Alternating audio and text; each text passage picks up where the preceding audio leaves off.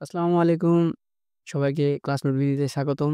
তোমরা সবাই অবগত আছো কি যে আ যশোর বোর্ড এর অধীনে ৬ষ্ঠ থেকে ১০ম শ্রেণী পর্যন্ত সকল বিষয়ের সাজেশন বা সিলেবাস দিয়ে দেওয়া হয়েছে। এখন আর স্কুল থেকে প্রশ্ন করা হবে না, প্রশ্নগুলো করা হবে একদম বোর্ড থেকে সরাসরি।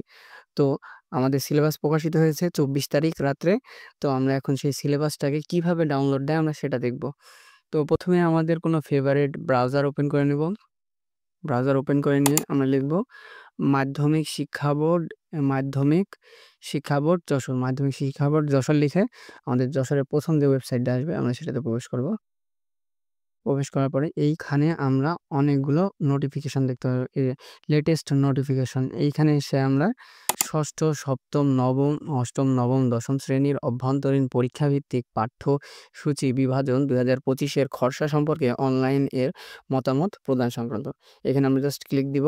যেহেতু আমার ডাউনলোড দেওয়া আছে, এই যে এটা আমার। তো মাধ্যমিক ও উচ্চ মাধ্যমিক শিক্ষা বোর্ড যশোর। বিষয় কি? বিষয় হচ্ছে ৬ষ্ঠ, ৭ম, ৮ম, ৯ম, ১০ম শ্রেণীর অভ্যন্তরীণ পরীক্ষাভিত্তিক পাঠ্যসূচি বিভাজন ২০২৫ এর খসড়া সম্পর্কে অনলাইন মতামত প্রদান। এটি প্রকাশিত হয়েছে ২৪ তারিখ এপ্রিল, ২৪শে এপ্রিল ২০২৫। এখানে তোমরা সব ক্লাসের সিলেবাস পেয়ে যাবা।